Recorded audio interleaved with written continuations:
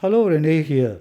Mein neuliches Video konzentrierte sich voll auf Instrumentalmusik, deshalb heute nur Vokalstücke.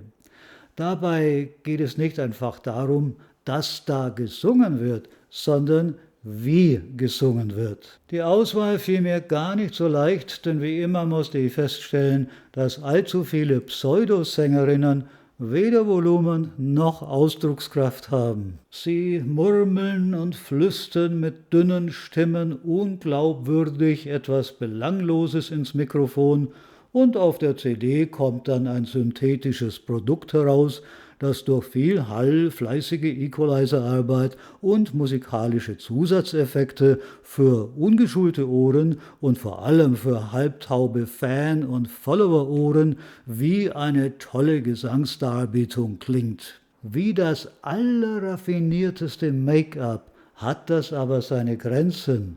Es gibt Beauty-Puppen und es gibt Gesangspuppen. Deshalb weise ich in der folgenden Liste immer wieder auf besondere Gesangsqualitäten hin, um in dieser Hinsicht weniger aufmerksame Hörer ein wenig zu sensibilisieren.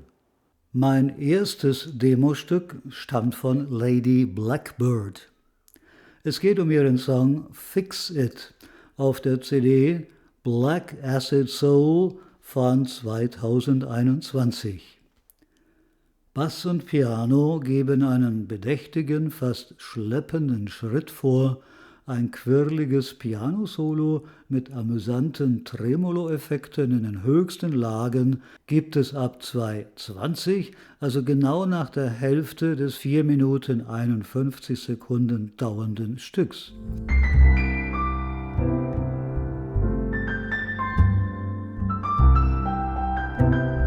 Die Stimme von Lady Blackbird, kehlig, leicht belegt, rauchig, manche Vokale sexy gehaucht, andere leidenschaftlich schnurrend und purrend wie bei einer Katze. Bei leisen Tönen schafft sie immer noch eine vibrierende Textur, bei lauteren gibt es Ansätze zu einem wohllustigen Kieksen, aber selbst in den intensivsten Momenten wird sie nicht schrill, sondern bleibt feminin unterhalb der Kreissägenfrequenz. Die Attitüde ist insgesamt auf expressiv getrimmt, ein gewisser cinematischer Schmelz erzeugt eine Atmosphäre von Intimität. Ob sie wohl wirklich ein wenig lispelt? Oder vermeidet sie dadurch nur den Explosivlaut des X in I'll fix it for you? Aufgehorcht habe ich auch bei Lost and Looking, einem spiritual-artigen Lied mit Gitarrenbegleitung. Im Schlussteil treten Piano, Orgel, Xylophon und ein Chor hinzu. Ein hübscher und individueller Klangmix.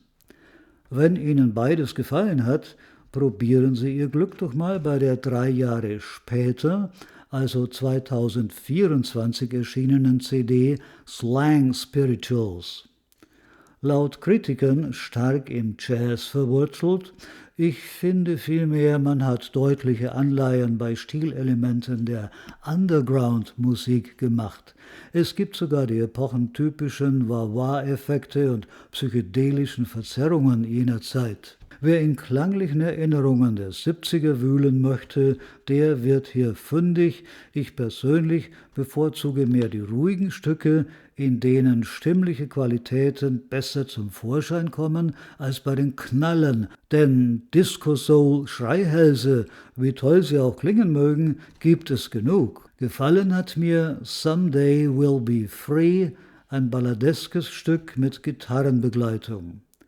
Die Dame beherrscht viele Kunstgriffe aus dem Nähkästchen der alten Soul Ladies und das Stück Matter of Time hat mich sogar intensiv an Tina Turner erinnert. Wenn Soul dieser Art Ihre Geschmacksrichtung ist, können Sie ruhig mal tiefer in die 2 CDs reinhören. Lady Blackbirds Stimme wird Sie zufriedenstellend durch alle Tracks führen. Nun schlage ich einen Haken vom Soul zum Jazz. Ebenfalls bei alten Vorbildern, den Grand Ladies des klassischen Vokaljazz, hat Emma Lane Anleihen genommen. Ich habe für Sie den Titel Old Soul Love aus der gleichnamigen CD gewählt, die übrigens erfreulich transparent und luftig aufgenommen ist. Wie Emmaline die Vokale formt, wie ein Maler sein Motiv mit Farbe und Pinsel, finde ich überzeugend. Ich habe zwar gelegentlich den Eindruck, dass die Patina ein wenig einstudiert ist, die Gestaltung wirkt nicht ganz so selbstverständlich wie bei den originalen Legenden der Vergangenheit, aber insgesamt trifft Emmaline den Oldschool-Ton täuschend echt.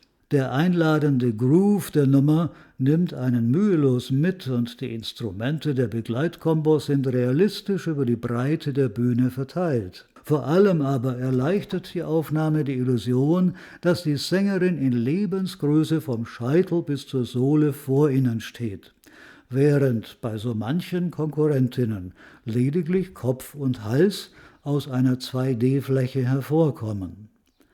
In Geräte-Reviews hören Sie sehr oft das Lob, die Sängerin sei total in 3D vor dem Tester gestanden. Ob ihm da nicht die Begeisterung einen Streich gespielt hat? Ein Phänomen, das ich persönlich eher kenne und deshalb bereitwilliger als Lob akzeptiere, ist der Effekt, dass der Sänger oder die Sängerin leicht aus der Mauer der Musiker heraus bzw. hervortritt und sozusagen reliefartig greifbar wird. In diese Richtung geht die physische Abbildung von Emmaline hier durchaus und das ist eine anerkennenswerte aufnahmetechnische Leistung, denn sehr oft bleibt der Vokalist irgendwo in der Klangblase auf der Bühne eingekeilt, sozusagen nur another brick in the wall und der Kontakt zum Hörer geht verloren.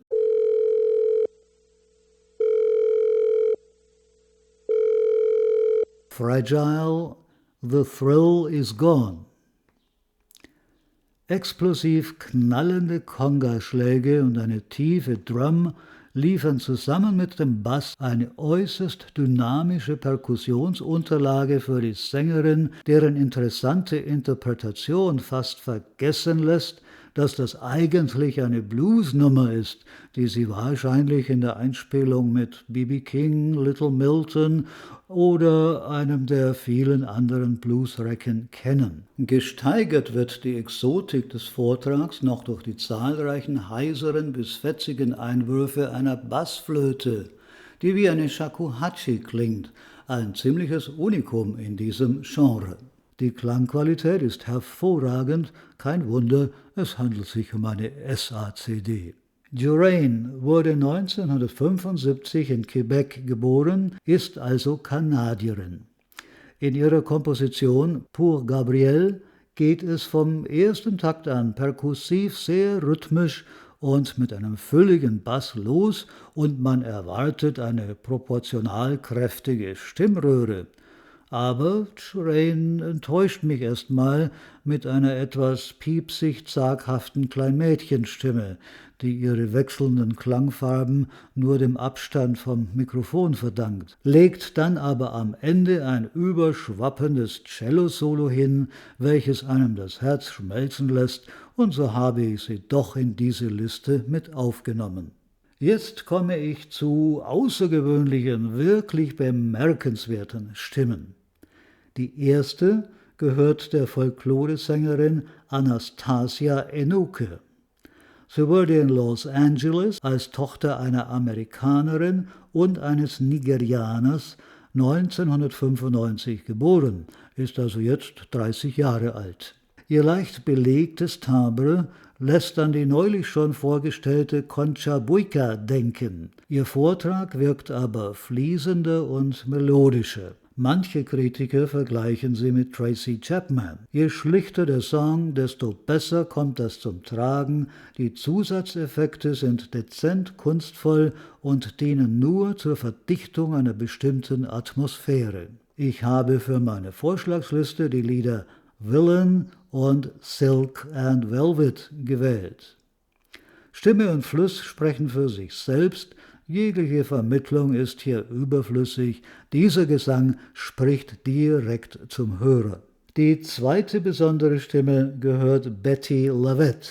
Sie wurde 1946 geboren. Ihre Soul-Karriere ist damit so lang, dass ich sie nicht mit den Erfolgen ihrer endlos langen Karriere langweilen will. Es geht mir hier ohnehin nur um ihre Stimme, nicht um ihren Ruhm. Von Singen kann bei ihr eigentlich nicht die Rede sein. Es ist wie immer bei den besten Soul-Künstlern des Jahrhunderts, sie durchlebt, was sie vorträgt. Sie wirkt glaubwürdig, authentisch. Sie transformiert ihre Texte in klingende Gefühle und packende Lebenserfahrungen, die dem Hörer zu Herzen gehen. Die Lyrik stammt von Sharon Robinson, die jahrzehntelang mit Leonard Cohen zusammengearbeitet hat und auch mit ihm aufgetreten ist. Hier zum Beispiel in Edinburgh Castle 2008. Sie spricht in ihrem Text über das, was noch nicht gesungen wurde, über den Wunsch, noch einmal seine Stimme zu erheben und noch ein letztes Mal seine Botschaft zu vermitteln, bevor alles vorbei ist. Das Lamento wird von der LaVette in ein bitteres Weinen, einen verzweifelten letzten Aufschrei verwandelt. Die flehenden Worte werden fast tränenerstickt herausgestoßen. Diese Worte bitten nicht um ein paar weitere belanglose Starlet-Belanglosigkeiten, sie bitten um, ich zitiere, noch eine Geschichte eines gescheiterten Daseins, noch eine sorgenvolle Melodie, noch einen Lebensabschnitt in Moll, um eine gesungene Metapher, also etwas, das auf eine andere, tiefere Dimension abzielt. Die Musik ist nicht Eigenzweck, sie unterstützt lediglich die depressive Note. Ein gedämpftes Piano und ein feinfühlig eingeflochtenes Xylophon. Metallbesen streichen zurückhaltend über die Drums. Das ist genug. Und mehr wäre zu viel. Ich hoffe, ich darf Ihnen noch einen weiteren schweren Brocken zumuten. Schwer, wohlgemerkt, nur in Hinsicht auf die Dramatik und nicht auf die musikalische Schönheit. With All My Love heißt das Stück. Komponistin und Sängerin ist Melanie de Biasio. Es ist kein Liebesschmachtfetzen, wie Sie vielleicht denken. Inhaltlich rechne ich das Stück in Bettye LaVettes Kategorie One More Sorrowful Melody. Hier ist mir selbst zum ersten Mal klar geworden, dass man sorgfältig singen kann. Ja, das ist kein sprachlicher Missgriff. Ich möchte zum Ausdruck bringen, dass Melanie vorträgt wie jemand, der etwas wirklich Wichtiges zu sagen hat. Sie misst beim Sprechen das Gewicht ihrer Worte und passt den Tonfall dem Inhalt des jeweiligen Satzes an, anstatt den Inhalt durch eine vorgegebene Melodie zu vergewaltigen. Der Inhalt ist tragisch, aber sie klingt nicht verhärmt und lamentierend wie so manche sogenannte Protestsängerinnen, sondern ihr Timbre hat die fließende Qualität von Honig, trotz des Bösen, von dem sie spricht, wie von Missbrauch und von Gier. Sie möchte mit milder Stimme Wunden heilen, anstatt mit heiseren Stimmbändern auf die Barrikaden steigen. Sogar die Sprechpausen haben weniger mit dem Tempo der Musik zu tun, als mit theatralischer Wirkungsabsicht. Es sind sozusagen sprechende Pausen, die dem Hörer die nötigen Sekunden geben, die Botschaft in sich einsickern zu lassen. Nach 4 Minuten ist ihre Message übermittelt. Aber das Stück dauert 8 Minuten. Und nun kommt das Geniale, das zarte Rascheln von Becken. Das heftige Klirren von Becken. Manchmal ein dumpfer Schlag der Bassdrum. Ein Synthesizer gesellt sich behutsam dazu, das Piano gibt nicht mehr den Takt vor, es baut immer größere Klangräume der Einsamkeit auf, aber es ist keine Coda, kein Anhängsel, es ist eine Fortführung und Steigerung. Stimme und Text schwingen und hallen im Hörer nach, Wir brauchen die Sängerin nicht mehr. Sie hat uns in ihre Welt hinein hypnotisiert und lässt uns nun allein. Ganz am Ende produziert die Elektronik einen bedrohlichen Sound wie ein einfliegender Helikopter. Es erinnert mich fast an einen Kriegsfilm. Abuses, Missbrauch, too much desire, zu viel Gier, Strömungen, die sich in Tsunamis verwandeln.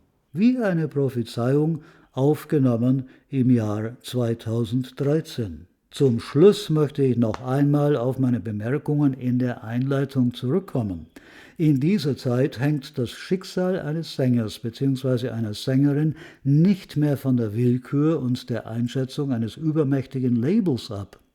Durch die Social Media und die zahllosen Musikplattformen ist es einer überwältigenden Masse von Stimmen möglich geworden, sich Gehör zu verschaffen. Leider basiert eine Unmenge Veröffentlichungen einfach auf mangelnder Selbstkritik bzw. auf Selbstüberschätzung oder noch schlimmer, man will einfach ein bisschen mit abkassieren. Die Aufnahmetechnik ist erschwinglich geworden und der Markt bzw. die Szene wird überschwemmt mit belanglosen Produktionen. An vielen Abenden habe ich mich stundenlang durch belanglose Titel geklickt und keinen einzigen Song abgespeichert. Noch schlimmer, vieles hat mich in seiner Hässlichkeit, seiner Rohheit, seiner Aggressivität, seiner Plumpheit geradezu erschreckt. Und ich musste an die folgenden Worte von Eckhart Tolle denken. If you knew this food is toxic, would you eat it? No, you wouldn't. There's also certain types of music that are very destructive and toxic. So you have to be careful and just be aware of what is the frequency of that music. What are they singing about? And sometimes they are horrible, unbelievable. Ich hoffe, Sie konnten trotzdem das eine oder andere für sich mitnehmen. Tschüss.